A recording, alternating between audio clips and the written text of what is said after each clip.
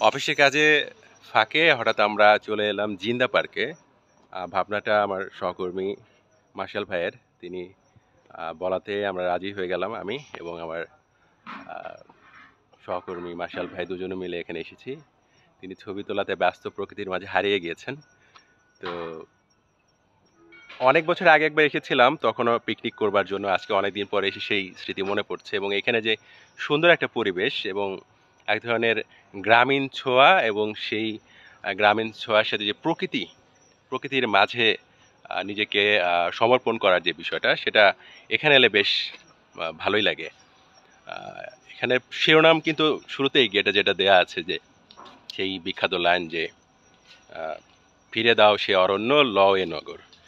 আর অনেক সুন্দর সুন্দর কথা আছে যদিও গাছে সেগুলো লটকানো সেটা অবশ্য খুব একটা ভালো লাগছে না কারণ গাছেরও তো প্রাণ রয়েছে তাই না? সেখানে মার্শাল ভাই আছে আমার সাথে। সে কেমন লাগছে আজকে এই যে সুন্দর একটা জায়গায়? খুবই ভালো লাগছে। আমি এই প্রথম আসলাম, অনেকবার শুনেছি কিন্তু আসা হয়নি। এই প্রথম আসলাম, চমৎকার। আচ্ছা, মার্শাল ভাই খুব ভালো লাগছে, আমারও খুব ভালো লাগছে এবং তার উপলক্ষেই মূলত আসা এবং হুট করে আসা। হয়তো আমরা আরও আসবো এবং ঘুরে ঘুরে দেখছি পুরোটা। এখানে বিস্তৃত খোলা মাঠ, অনেকেই ঘুরছেন ফিরছেন। সেই স্মৃতি মনে পড়লো এবং এখানে এখানে সুন্দর একটা লাইব্রেরি আছে। সেই লাইব্রেরি আমি যখন এসেছিলাম অনেক আগে, সেটা ৫-৬ বছর আগে, তখন সেটা কাজ চলছিল, এখন সেটা পূর্ণাঙ্গ হয়ে গিয়েছে। তো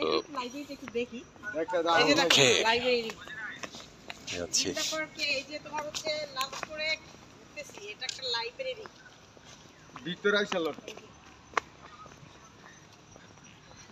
এই যে সে লাইব্রেরি।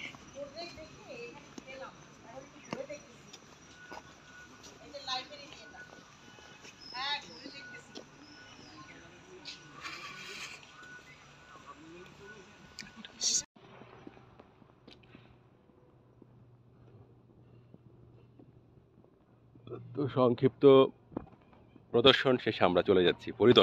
প্রদর্শন তো না, পরিদর্শন শেষে চলে যাচ্ছি। বেশ ভালোই কাটলো।